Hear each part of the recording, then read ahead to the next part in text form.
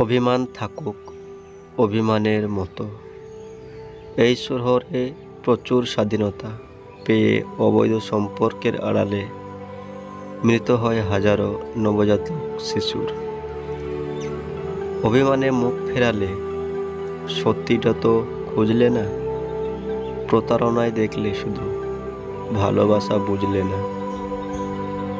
পরিস্থিতির চাপে পড়ে চুপ থাকে যারা, যদি কোনোদিন রেগে যায় খুব ভয়ানক হয় তারা। মা হাজারো অনুভূতির মিশ্রিত একটা ডাক। ইচ্ছে করেও যদি ভুলে থাকা যেত তাহলে অনেক আগেই ভুলে যেতাম। নিজেকে ব্যস্ত রাখুন, দেখবেন ভালো থাকতে শিখে গেছেন।